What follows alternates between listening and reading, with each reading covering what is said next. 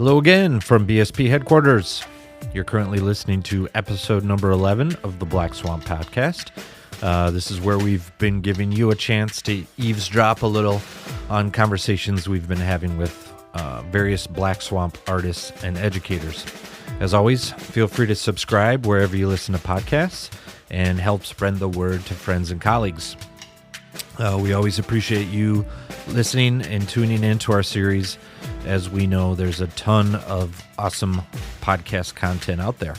If you have time and listen through Apple Podcasts, drop us a rating, as this helps get our little show out to more potential listeners like yourself.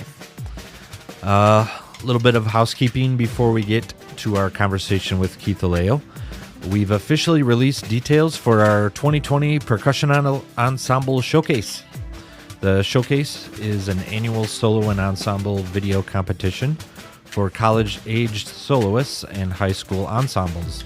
The competition, coordinated by Dan Smithiger, is also judged by a panel of Black Swamp artists and educators who ultimately award first and second place prizes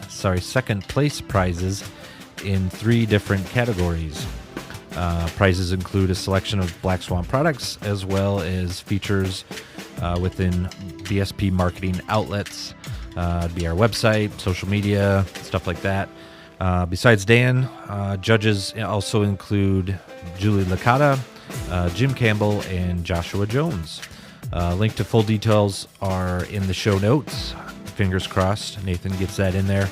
Or you can visit our website, www.blackswamp.com, where we've got a cute little video and link on the homepage there.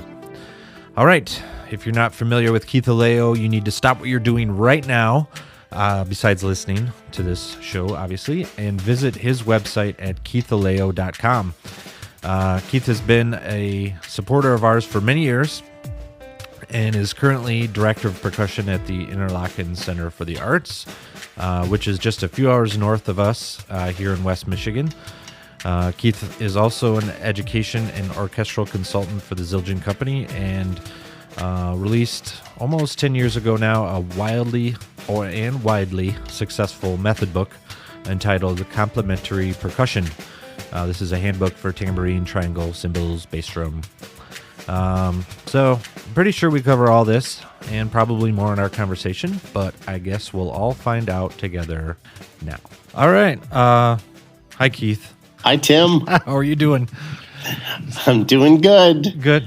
I appreciate you calling in and taking some time out of your schedule. I know for those of you listening at home or in the car or wherever you are, it's kind of beginning of August, so you've wrapped up some intensive summer academy and music camps at Interlochen. So I know you're busy this time of year.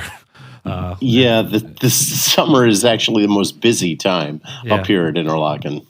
And that's kind of, you have a seriously diverse career, Kieth, and that's some of what I want to try to unpack here today, as far as your teaching, obviously, and performing, and then your work in the industry. So before we kind of unpack some of that, I'd always like to get a little background and talk about your what your story is, kind of where you came from and how you got started. I know you have connections to Boston, obviously, through the Boston Conservatory and Zildjian, but before that, you spent a lot of time in Florida. Is that kind of where you're initially from? Yeah. I do have a very diverse career, and it wasn't something I ever really planned on. I was sort of very, as a student in high school, interested in orchestral percussion, and I actually came to Interlochen, the Interlochen Arts Camp, as a student, and was really drawn to the orchestral end of things, and kind of made a decision that summer that I was going to pursue it as a career. I had looked at several other things as a kid, chemistry. I was very interested in the sciences. Wow.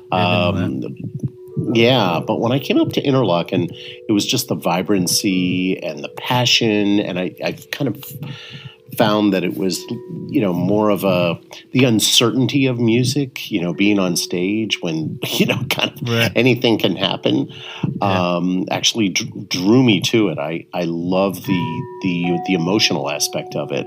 Sure. And I pursued a career in orchestral music, went to Eastman School of Music. I actually went to the Interlochen Arts Academy, which is prior to Eastman. I went to the camp, and then I stayed and went to the academy, which is a year-round boarding school. Yeah.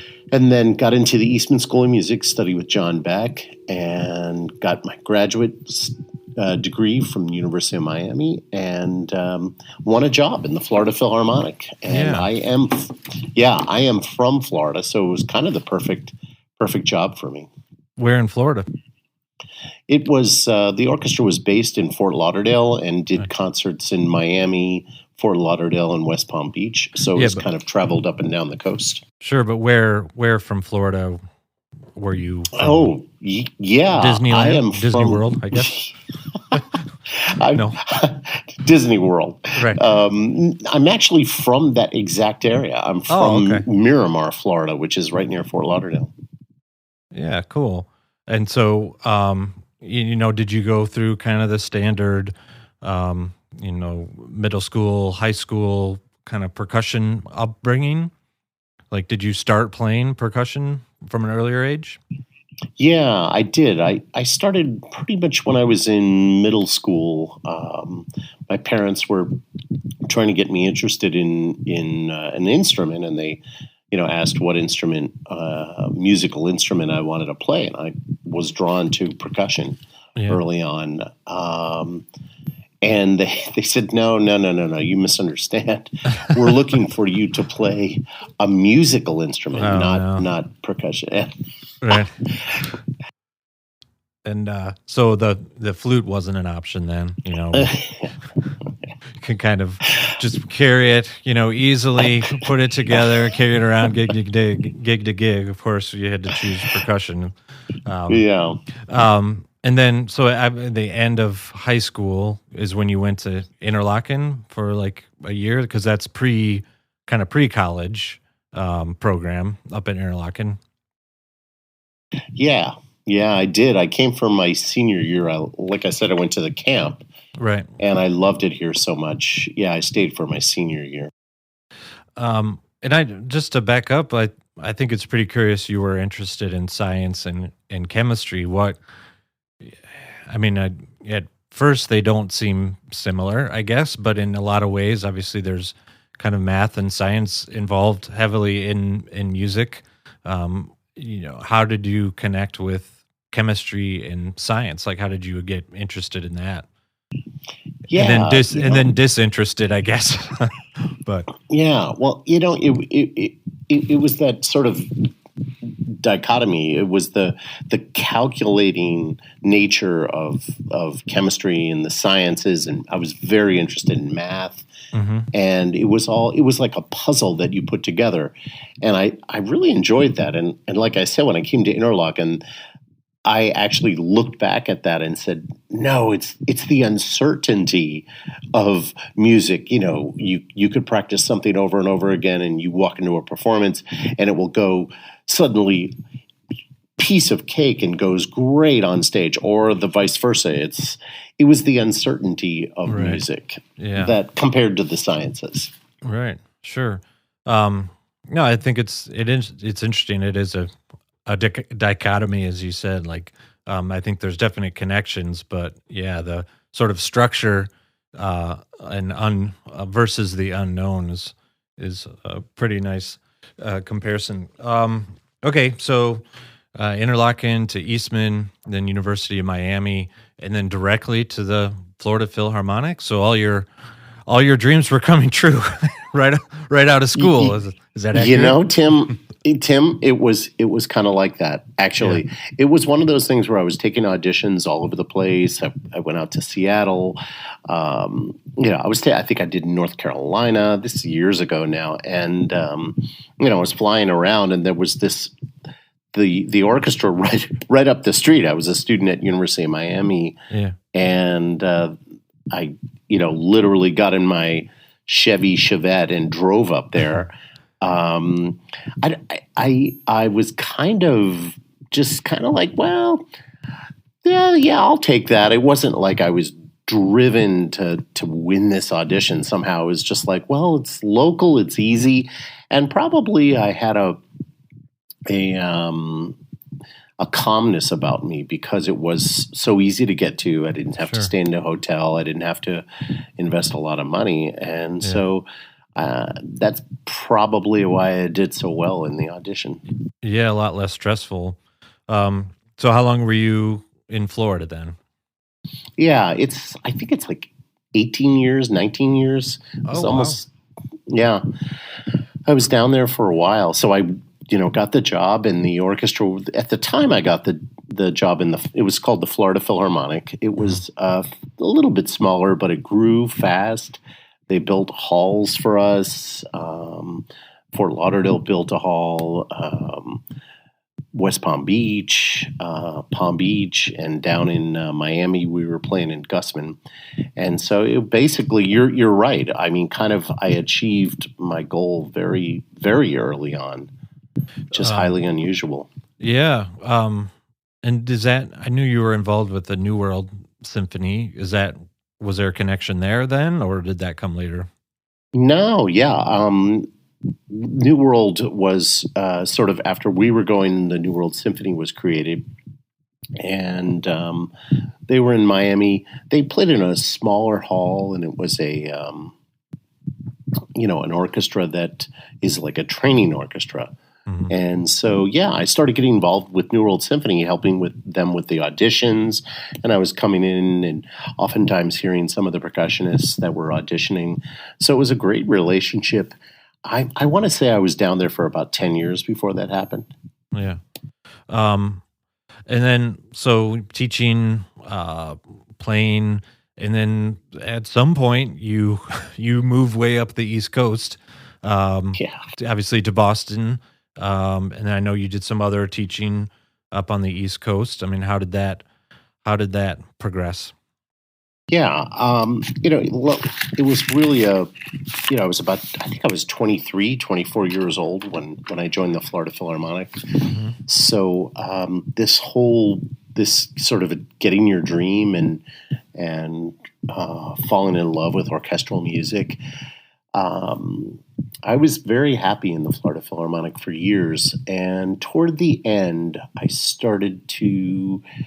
you start seeing the same repertoire, you start seeing a lot of the same parts, and I started to want something different. And I didn't really know what that was at the time. And it was kind of almost a blessing in disguise that in 2003, the orchestra folded and filed for bankruptcy. A lot of orchestras that size was about $11 million organization at the time. Mm-hmm. And so they filed for bankruptcy, and basically on May 9th, 2003, I remember the date, we played our final concert, and they said, when you go home, you'll get an email and you'll find out if we're going to continue.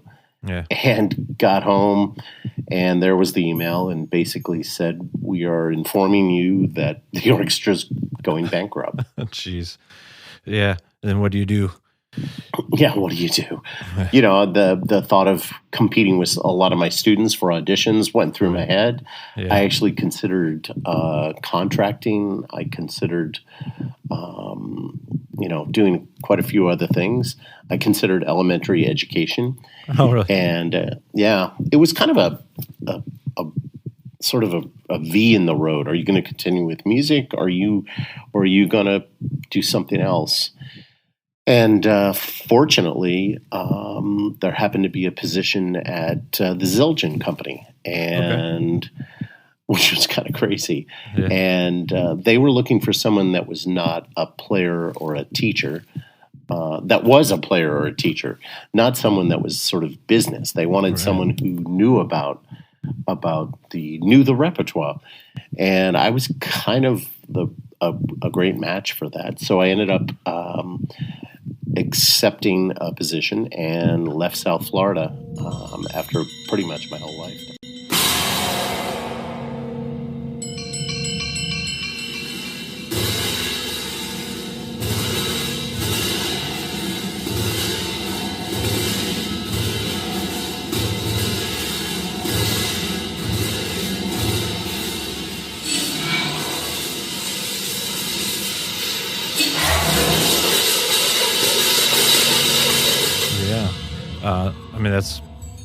You've made a couple big moves, I think, in your life, obviously, and this is one of them. I mean, was there some sort of not cultural, I guess, but there's some differences, right? Yeah. Going up from Florida, maybe more of a retirement type feel up to, the East Coast, maybe, I don't know, faster pace. I mean, maybe not. I don't know. Yeah, no, it was a huge change. And having been brought up down there, going to high school, I spent the 1 year at the academy at Interlochen and then 4 years at Eastman dealing with the cold weather and living in more, in an environment where there was snow. Right. I saw snow for the first time when I was an academy student, actually. Right. So I was in 12th grade. And it's life-altering, yeah.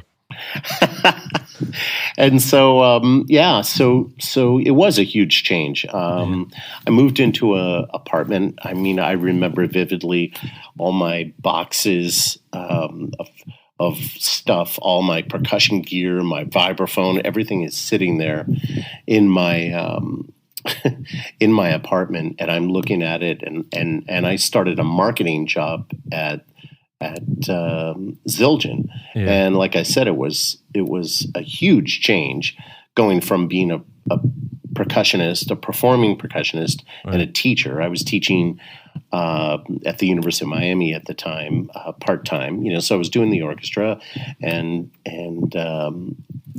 running it down to the University of Miami. And so then I, show up to Zildjian, and there I am in an office with a computer and a phone. My office was, the percussion section. Right. It was a huge change. And, kudos goes to Zildjian for sort of, taking a risk with me. I didn't know anything about marketing. Right.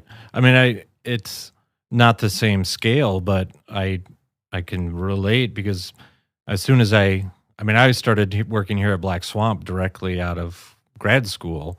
So it was definitely, I hadn't been playing with an orchestra for, 18 years, but I had been going to school and I had been playing and on kind of that collegiate, schedule, staying up late, practicing or doing whatever. And then, not the same routine every day. And basically after graduation, went directly to work for Black Swamp, which was the opposite.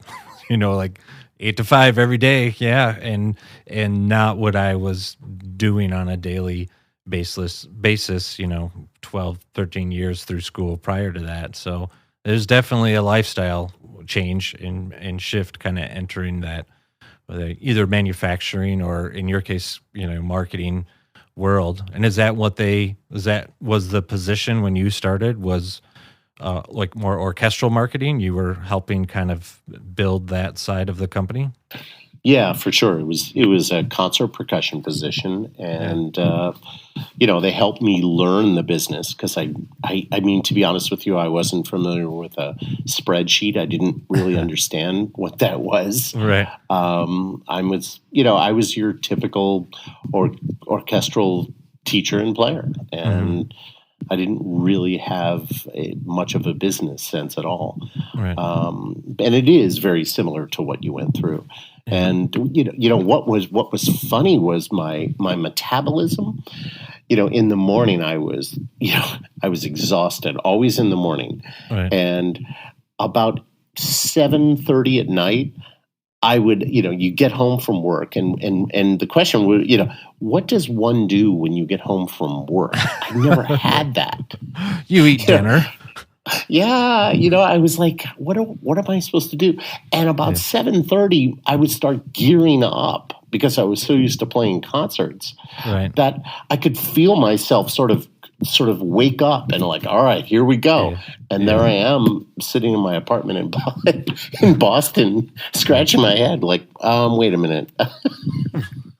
Another thing that happened, Tim, that was so funny, when I would go to a concert, when the piece finished, I would feel an urge to stand up. But I'm in the audience. Right. Like you were on stage. Like Right. it was right. just sort of, you're like Pavlov's dog. You were just accustomed to like standing up Right. after the performance. Yeah, it's funny. That's all I had known, because I went directly from grad school right into an orchestra, and there I was, So then obviously you got involved in teaching in Boston, and I know you were at a couple other universities, I think, on the East Coast, Connecticut and Rhode Island. Yeah, I did. So so you start getting involved in teaching more and balancing that with 9 to 5, maybe. Yeah. So what was happening? I guess I was at Zildjian for about 8 years. We did a lot of good stuff. Made a lot of changes. We increased the product line. We came out with the K Symphonic line. Right. Worked with so many different artists. I was doing European travel at the time, so I was, flying back and forth, and working with some of the greatest percussionists in the world. And what a gift! It was really a gift. And after about, I think it was probably about 7 or 8 years, we had put out marketing materials online and hard copy. We had done the Score magazine.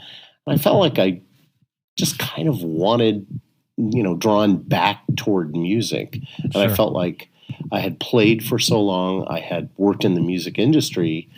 I wanted to now teach, and I wanted to share my knowledge and experience with students, with people who are interested in percussion. And so I started to consider somehow getting a teaching job. And I found myself at Boston Conservatory working with Nancy Zeltzman, was so kind to help me do some teaching there. And eventually that led to full-time teaching at Boston Conservatory. And so I started doing less at Zildjian and more at Boston Conservatory. Yeah. So how long ago was that? Geez, that's a good question. I've been here 5 years. That probably was maybe 10 years ago. Oh, yeah, okay. I want to say, maybe 9 years ago. I just want to go back to one thing you said, like about working at Zildjian being a gift in a sense. Like, I think for all the same reasons you said, like it's part of why I've wanted, and we wanted at Black Swamp to start this podcast, because we do have an opportunity to work with a lot of amazing percussionists, educators, performers, and like be able to kind of dig into their lives a little bit and share that with students, other educators, other artists of ours. And maybe I'm living a little vicariously through the people that I get to work with regularly, but I definitely consider it a gift, and why I really wanted to pursue doing the podcast with the guys here, because I wanted to be able to share these stories with other people. Yeah. So I think you're dead on. Yeah, I mean, a lot of people feel the folding of the orchestra, way back when was a negative thing, and in my life, initially, of course, it was a negative thing. It was my job. It was where I was, but I think after a certain amount of time, it was sort of one way to force me to make change, which needed to happen in my life. Sure. And I think some of the other musicians in the orchestra look back at it now and say, it was time. I needed to do other things and follow different paths. Right. I mean, this is out of the blue. Do you kind of have an idea of what some other members of the orchestra are doing, or do you keep in contact with any of them? Yeah, yeah, I do. A lot went into teaching. Right. A good friend of mine is teaching now, and that some of them stayed in Florida, and some of them left and went to. I think a couple of them are in North Carolina, up in Connecticut, actually, in Hartford. Some of them went on to different orchestras, playing and teaching. So it kind of forced many of us to make a change. And for me, I look at back at it as a needed change. I needed to, when you win a job so young, I would have just stayed there for the rest of my life. And I think Right. when you look back at it, it was actually a good thing. Sure. And so, speaking of change, you've been at Interlochen for 5 years now, right? Is that Yeah, what you said yeah, earlier? yeah. Yeah. This is going to be my 5th year coming up.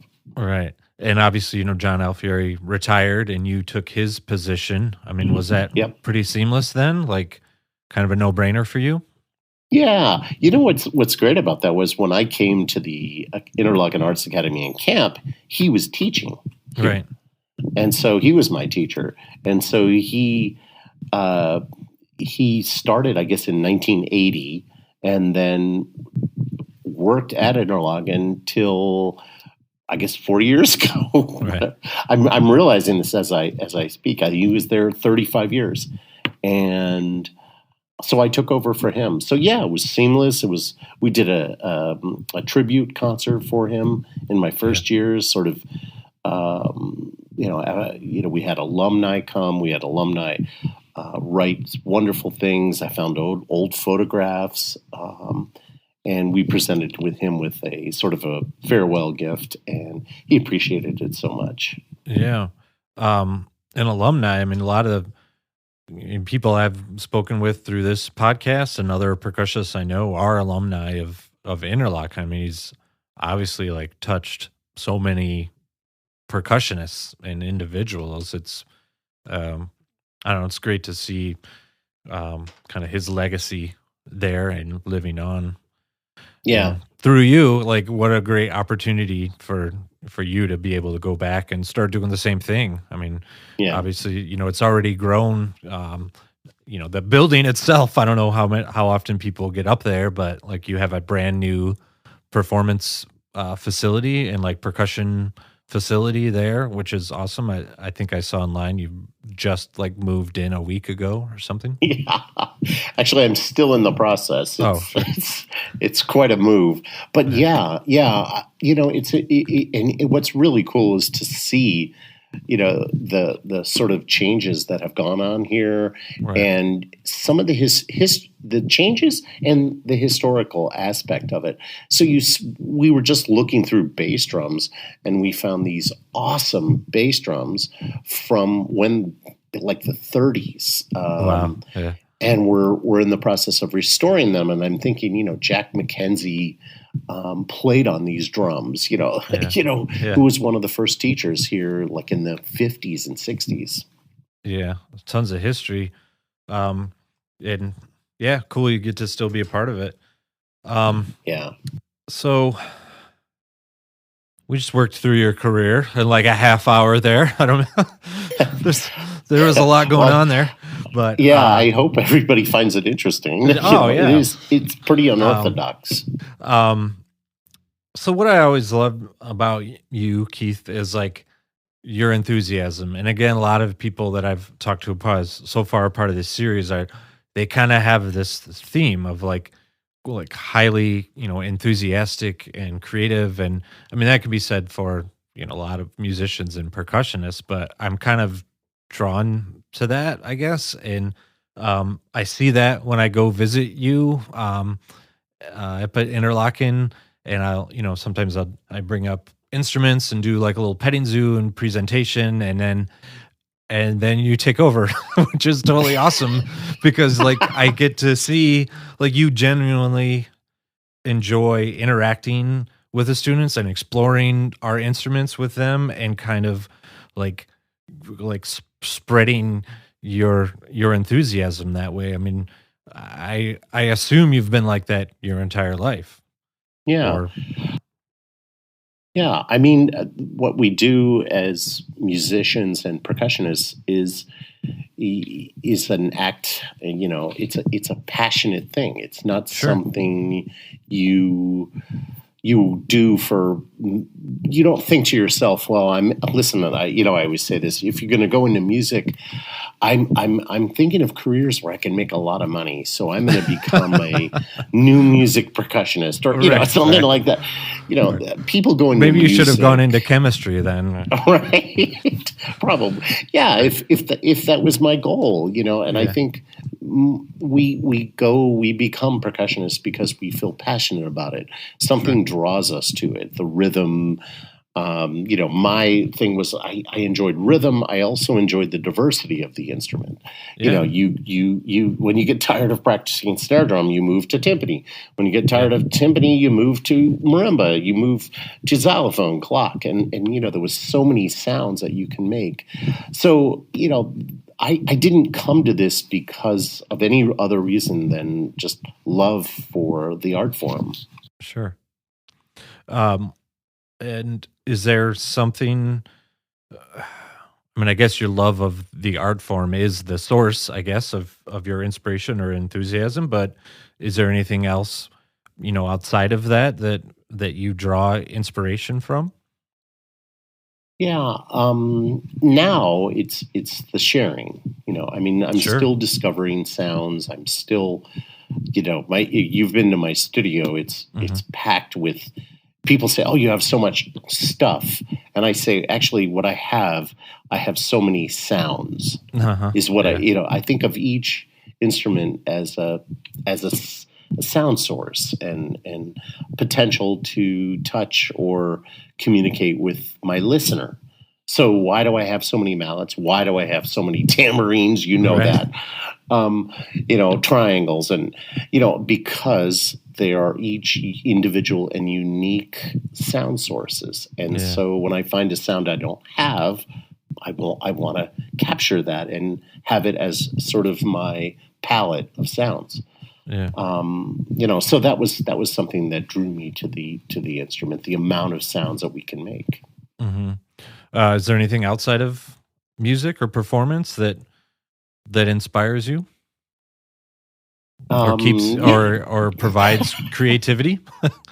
yeah, I Yeah. guess so. I do. My wife and I do enjoy cooking, so Yeah. that's something we do. We do quite a bit. Right. I'm Italian heritage, so we do a lot of Italian food. How's the cooking go? What's the sort of temperature between you two? like because we talk about that sometimes at work. A couple of the guys are married, and Nathan, he was talking about he's always kind of backseat driving while his wife is cooking. Like, oh, you sure you Right. want to put that much salt in? Are you sure you want to do this? Like, and where my wife and I, maybe we don't go crazy, but we do cook together. I've been making more of the meals lately, but for other reasons. But we tend to kind of get along in the kitchen. You and your wife get along. Yeah, yeah, yeah. It's something that brings us together. Sure. Oftentimes we do it late at night. Actually, Oh, after okay. we have a 4-year-old, Right. and she goes to bed sometimes 7:30, 8 o'clock at night, and you kind of look at each other like, "What are we gonna do now?" Yeah. Right. 8 o'clock at night. I'm Right. usually on stage getting ready Yeah. to go, Yeah, it's to just play like the when you moved overture. up to Boston, worked for Zildjian. What are you going to do now? Like Right. things have changed. Yeah. So oftentimes, we cook late at night, and usually it's assistant and principal and assistant principal. Right. Chef and sous chef sort of thing. Yeah. Right. Yeah. Exactly. One of us takes the lead and decides, and the other one Right. just chops and cuts and Right. yeah. That's cool. Um, so, the diversity in your career working for Zildjian, doing orchestral stuff, obviously teaching. Um, I mean, I imagine that's all great information that you're able to share with your students on a regular basis, not just kind of the nuts and bolts of building technique or building a repertoire, but sharing the more kind of professional aspects of being a percussionist, whether it's from your experience as a working percussionist or experience in like through Zildjian. Like, is that something you try to pass on too? Yeah, definitely. I think it's what it is, for me, it was being prepared to accept change. Yeah. Going to Zildjian was tough. I mean, it was a completely new environment. It was, like you mentioned, it was cold. It was a large city compared to where I was living at the time. I was living in Right. Fort Lauderdale, which is, South Florida in the area. It was very mellow. It was kind of, Hmm. and I came into a hustling, bustling city with an urban environment, vibrant urban environment, and I think being open to change and not being afraid to adjust to what life presents you would be Right. some of the things I say to my students. You walk into, you have all your mallets picked, you have everything ready to go, and you walk into a hall or a room that is more live, kind of almost echoey room. Well, you Right. have to be prepared to change. You got to be Yeah. ready. Okay, I'm going to change what mallets I'm using. I'm going to change the stroke that I'm using on the instrument. Right. I mean, there's a lot of things that are out of your control. I mean, like exactly like you're saying, the hall, how the conductor might be feeling that day, or the space you actually have, like so being flexible with instrumentation or with space, or just being flexible with relationships is actually a really good point as far as just being a professional. Yeah, and you learn the skills that I learned at Zildjian about marketing Hmm. and business. I now take to Interlochen, and Yeah. I market, with air quotes, the percussion department here and what we offer and what, Yeah. and how I interact with people, the artist relations aspect of what I was doing at Zildjian, working with percussionists. Well, now I'm working with parents and students and Yeah. helping them feel comfortable to come here and what it's like and making sure I'm communicating. I mean, all of that, those are skills that I learned at Zildjian, and what I Yeah. learned with the Florida Philharmonic I brought to Zildjian, and now I bring it all here to Interlochen and my students. Yeah. So do you think these are things that you would have told your high school self? Like if there was Yeah, one or two things that you could tell the younger Keith Aleo, right. would that be some of it, or are there some other little gems of information you would share with if you could go into a time machine? Right. Yeah. That's an interesting question because I think I was so headstrong at the time and only saw the orchestral path. Right. Um, and I some of my students have that same focus, and I try to break them out of that because it's a different world now. The world is a different place, Sure. and um, you can't really think like I was thinking. So to answer your question, what I say to myself back then is to chill out and relax and be more accepting of things Right. that might come your way. Be more Right. flexible, be more open. That's what I would say to myself, and that's what I would say to the students now. I know Yeah. you want this. I know the goal that you want, but sometimes it doesn't. It's not a straight line. It's a snake to that goal. And you travel. You might have to travel outside of the box, and you Yeah. might have to do things you don't think you would know. You don't think you would normally do, but you might Right. have to get to your ultimate goal. Um, no, I think it's great information. So thinking outside of the box, I know you are active in composing too. I mean, was that something that you had to kind of step outside what your comfort zone to do, or did that kind of develop naturally also? Yeah, that was something that John Beck did at Eastman, and when we were sophomores, we were required to write a piece for a jury. And JB, was is a composer. He wrote Sonata for Timpani, which I think Mhm. everybody plays at some point or another. And he felt that it was important to learn your instrument to compose, and he would oftentimes compose through improvisation.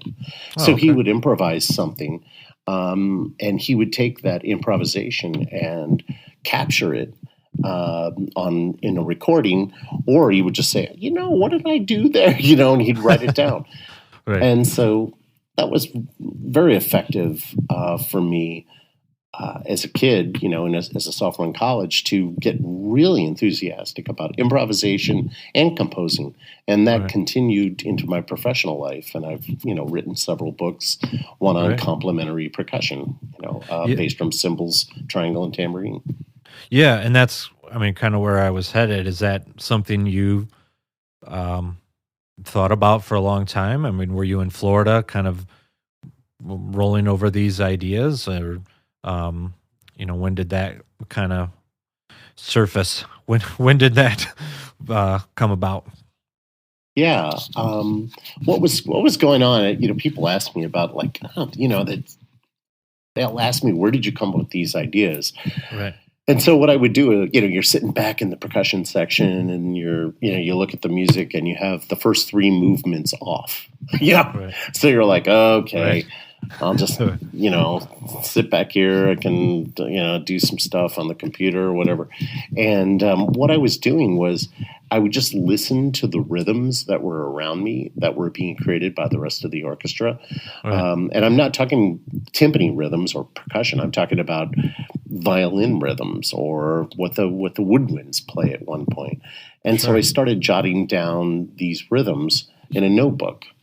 And when I was thinking, what am I going to do with these rhythms? And I thought, start playing them on snare drum, start playing them on tambourine, and I realized that my perception of length of notes started developing because Okay. the rhythms were played by instruments that sustained more, Yeah. not via a roll, but a real sustain. And I started learning about sustain or perceived sustain on snare drum, tambourine, and I started understanding that these rhythms could be created into etudes, and they were the basis of etudes. In particular, the snare drum book, that's all based on rhythms that I heard while sitting in the orchestra. Yeah. And then obviously that transfers over to your own personal playing style. Yeah. Yeah. And I started, incorporating, like I said, length of notes and, movement and how that affects the sound. And it just sort of started escalating Right. in my playing. Yeah, it became more and more apparent in my playing. Um, are you familiar with Norm Weinberg's new book called Touch? Touch, I do. Yeah, Yeah. fantastic. Yeah, I mean, it's all, I mean, in the same vein. And I didn't really realize that your etudes, snare drum etudes, and complementary percussion book were kind of derived from the similar uh, context, I guess. I think it's pretty interesting. Just with Norm's book, developing some musicianship and using exactly what you're saying: snare drum, tambourine, triangle, castanets, and like trying in playing rhythms that are found in the orchestra, but trying to execute them on a percussion instrument, just to try to boost your musicality and I think it's pretty cool. I also think it's cool that you call it complementary percussion. I know that's on purpose too, like as opposed to accessory percussion. So I always Yeah, appreciated that. I mean, just giving. I mean, not to sound too weird about it, but giving more value, to the instrument itself, and not kind of belittling it, like, oh, it's an accessory item. It's not as right. valuable in our repertoire. So I always appreciated you're calling it complementary percussion. Point behind that. Yeah. Yeah, that idea actually stemmed from something Craigie Zildjian said, Oh, and she that came from her, and she yeah, said, I don't like when they call cymbals accessories. She said yeah, this is really an important instrument. When you see a concert, cymbals, any concert, if somebody playing drum set or playing orchestral music or percussion ensemble, cymbals are a huge part of the sound palette that we sure. hear. And Craigie said that, and it spun, and I thought, you know what? You're really right about that. And I thought about it, and I thought, well, what would we call it other than an accessory? And then I thought, well, a good term would be how it complements the rest of the percussion section. I always think of cymbals as colors, and that sort of transferred to, well, same with triangle. It complements the percussion section, and that's where the word complementary percussion, to escalate the importance of those instruments. Oh yeah, for sure. Um, yeah, cool, Keith.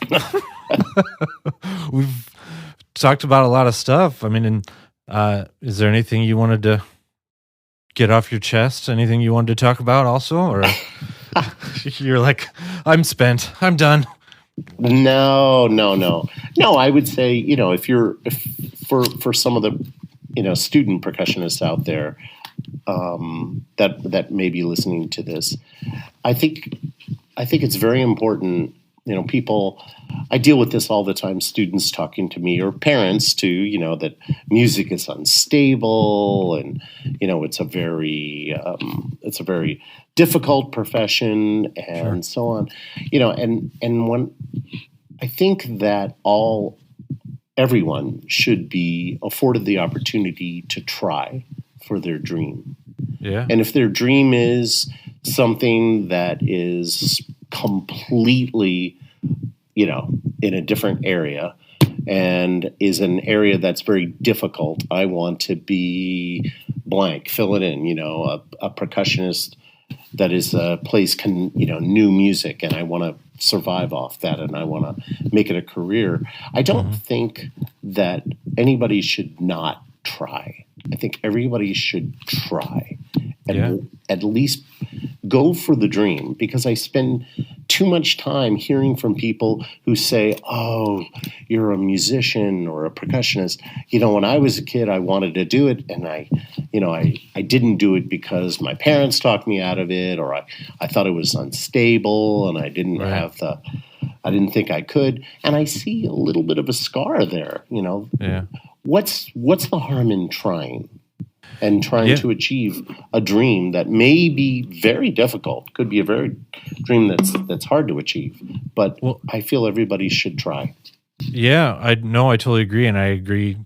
It can be difficult. I mean, it can be a challenge. I mean, fortunately, I had, my folks were very encouraging all the way from when grade school through marching band in high school. They were at every show and competition, and then when I decided to study music, they were like, duh, of course. So, Right. And then opportunity to work at Black Swamp came up. So, but I think there is, I came across this opportunity for various reasons, but I think sometimes you can create your own opportunity, and when you do have a dream, you do have a goal, and you can work to achieve that. Like I went to Grand Valley State, which is a Grand Rapids, like a college, Grand Valley State University, and there was another alumni there who went to school several years after I did.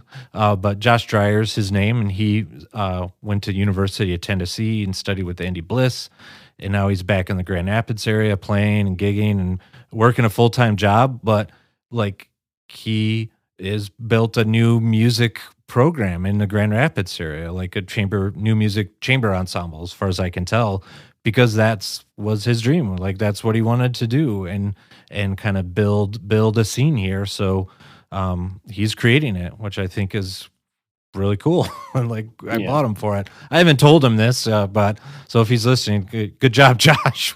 Way to go. But I don't know. I just think it's really cool. Like he saw probably what Andy was doing through Neefnorf and then, you know, his activities in Tennessee, and was like, I want to keep doing this, and I want to do it in Grand Rapids. So he is. I think it's cool. Yeah, and that's exactly what I'm talking about. And if he had chosen a different path and said, you know, I this is what I really want to do, but I'm too worried that it may not work out. So Right. I'm going to go into something else. You know, for the rest of your life, you're saying, you know, geez, I wonder if I would have done this, what would have happened? You know, what would have come out of it? And that's why I say you have to try. Sure. Well, thanks, Keith. I'll try next time. I'll try. No, just kidding. No, I really appreciate you taking time. There's like tons of awesome information that you're able to share, and it's great, you know, for students and professionals and peers. So I appreciate you chatting and taking the time to go over everything. So Yeah. thanks, man. I'm always happy to chat with you, and it's always great to see you come up to Interlochen and spend time with our students. And it's always I get so excited when I see all the new stuff, and Right. and this is why Oh, I can tell. yeah. No, it's cool. I have a tambourine here for you too, so I'll make sure we get that for you. So talking about new sounds Yep, and I everything. like- heard that and I so- got so excited. Yep. I mean, it's just Right. awesome. Great. Every time you come up, I'm like, oh, I have to get this because it's awesome. All right. Well, we'll talk again soon then, Keith. Thanks. All right. Well, thanks for having me, Tim. This has been a BSP production, recorded and produced out of the Black Swamp Percussion facilities in Zeeland, Michigan. Audio assistance by Nathan Coles, and music by Adam Hopper.